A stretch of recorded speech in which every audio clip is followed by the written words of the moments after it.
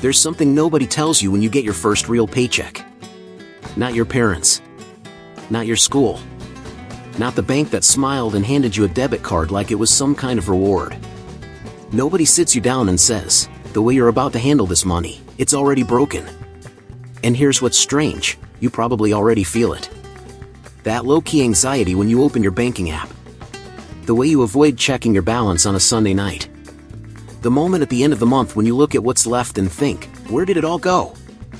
You didn't blow it on anything crazy. No yacht. No Vegas trip. Just life. Coffee. Subscriptions. A dinner here, a delivery there. Things that felt completely fine in the moment. That's the trap. And it was designed to feel fine. What I'm going to show you today isn't a budgeting tip. It's not a spreadsheet. It's not spend less on lattes. It's a system, a structural shift in how money moves in your life, that makes overspending not just hard, but functionally impossible. Some financial institutions quietly hate this. Because it doesn't make them money. It makes you keep yours. Let's get into it. Let's start with the real problem. Because most people think they have a spending problem. They don't. They have a system problem. Think about it this way. Imagine you're trying to eat healthier. You buy the salad ingredients, put them in the fridge, and then you also buy a bag of chips and leave it on the kitchen counter. Right there. Eye level. Every time you walk past. What do you think you're going to eat at 10 p.m.? Not because you're weak. Not because you don't care about your health. But because the environment made one choice easier than the other. Your bank account works exactly the same way. When all your money sits in one place, one account, one balance, one number, every purchase you consider feels like a negotiation. Can I afford this? Probably. Yeah. I'll figure it out. And you spend. Not because you're irresponsible. Because the system you're living inside made spending the path of least resistance. Willpower is not a strategy. Every psychologist, behavioral economist, and anyone who's ever broken a diet at midnight knows this. Willpower depletes. It gets tired. It loses arguments with convenience. And the financial industry built its entire business model around that fact. They want the money fluid. They want it accessible. They want one tap between your impulse and your balance. The system I'm going to walk you through does the opposite. It removes the negotiation entirely. Not through restriction. Through architecture. You stop relying on discipline. You start relying on structure. And those are very different things.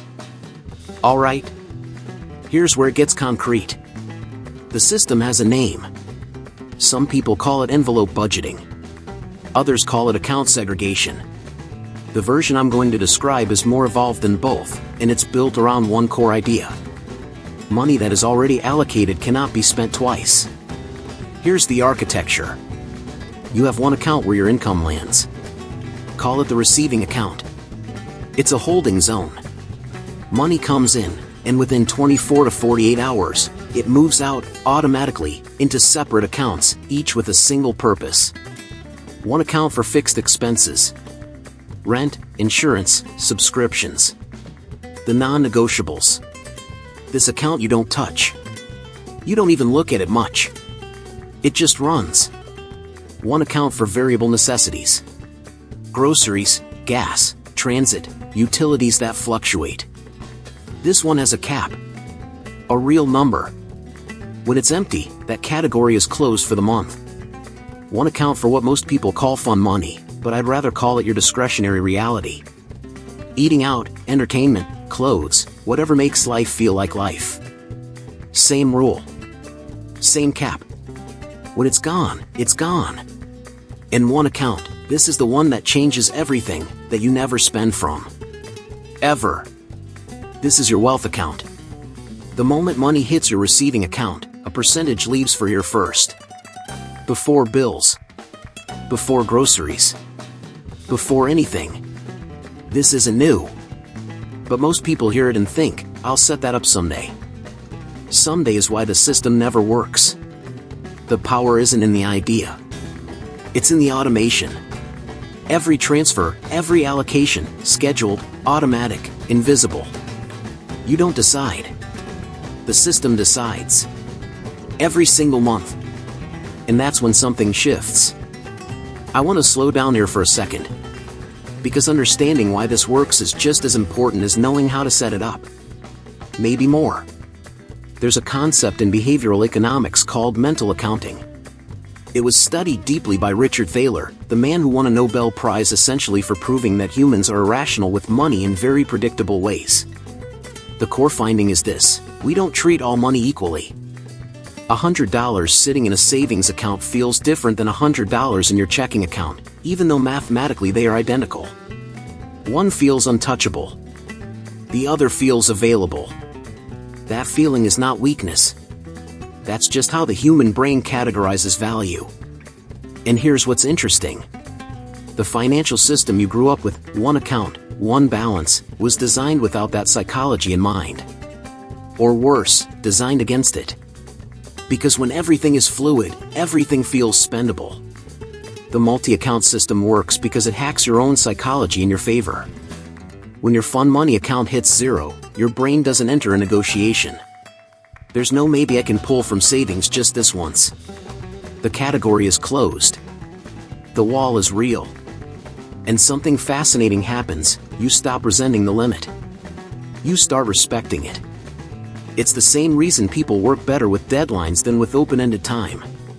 Constraints don't kill creativity or enjoyment. They focus it.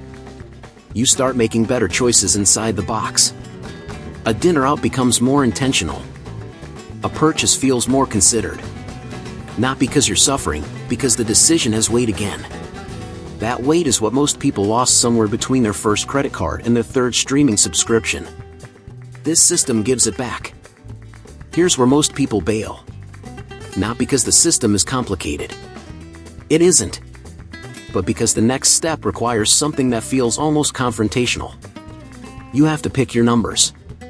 And I don't mean roughly. I don't mean I spend around this much on food. I mean you sit down, you look at 3 months of real transactions, and you build a map of where your money actually went. Not where you think it went. Where it actually went. Most people have never done this. And the ones who have, they usually do it once, feel uncomfortable, and close the laptop. Because the numbers don't lie. And sometimes what they show you is a version of yourself you weren't quite ready to meet. Maybe you spent $400 last month on food delivery. Maybe your subscriptions are bleeding $180 that you haven't thought about since 2022. Maybe the gap between what you earn and what you have to show for it is bigger than you quietly suspected. That discomfort is not a sign to stop. It's the whole point. You cannot fix what you refuse to see. And most financial stress isn't caused by low income, it's caused by high opacity. People don't know their numbers, so they can't control them, so they feel out of control, so they avoid looking, so they never know their numbers. The cycle feeds itself. Breaking it starts with 1 hour.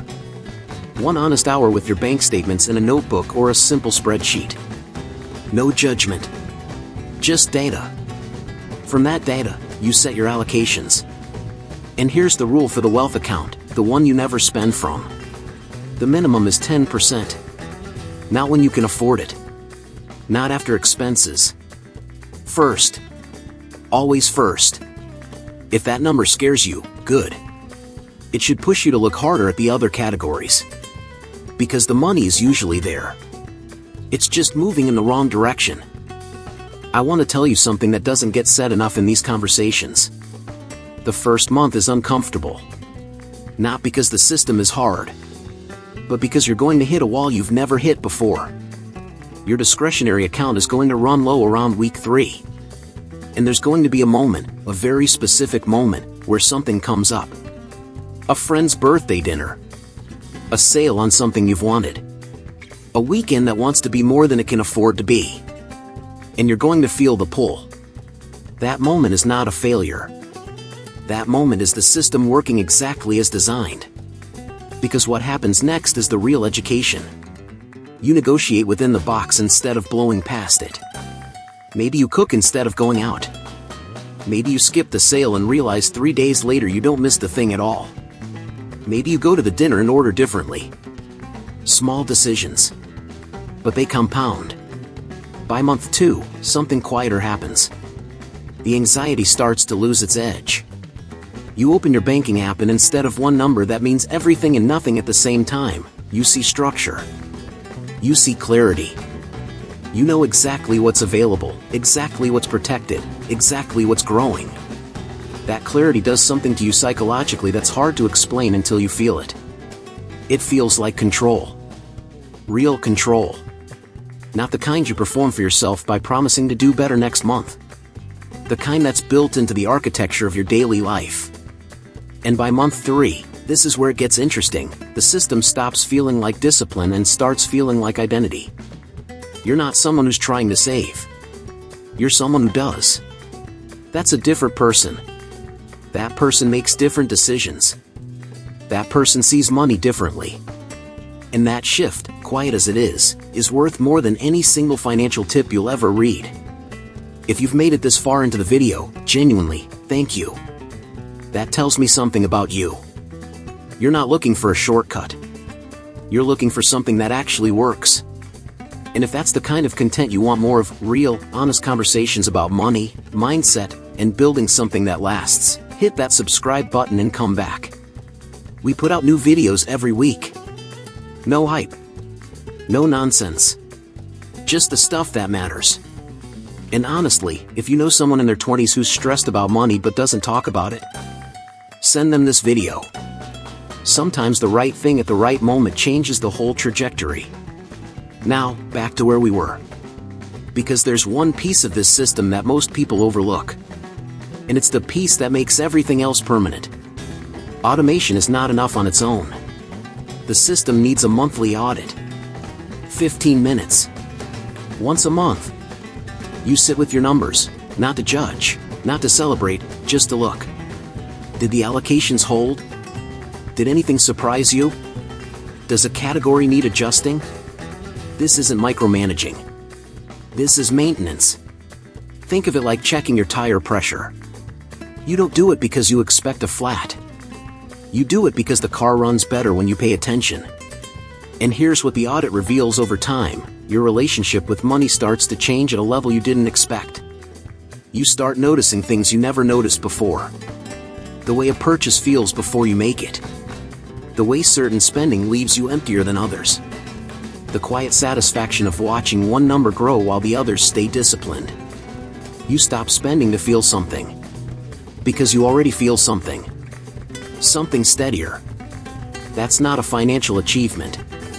That's a personal one. Here's what I want to leave you with. This system isn't about becoming someone who's good with money. That framing is too small. Too surface. It's about building a life where the decisions you make every day, quietly, automatically, without drama, are already aligned with the person you're trying to become. Most people wait for a number. A salary. A bonus. A moment where finally, there's enough to start being responsible. But that moment doesn't come. Not because the money never arrives. Because the habits weren't built before it did. The people who are genuinely at peace with their finances, not the ones who perform it on social media, the ones who actually sleep well at night, they didn't get there by earning more. They got there by deciding, at some ordinary point in some ordinary month, that the way money moved through their life was going to mean something. That's all this is. A decision. Made once. Automated. And then repeated quietly, invisibly, every month, while you live your life. You don't have to be perfect. The system isn't asking for perfect. It's asking for structure. And structure, given enough time, becomes something you don't even think about anymore. It just runs. And so do you. If this video gave you something real, hit that subscribe button. Share this with 5 people who need to hear it. And drop a comment below. Tell me honestly, are you going to build this system this week? Or tell me what you want me to cover next. I'll be here.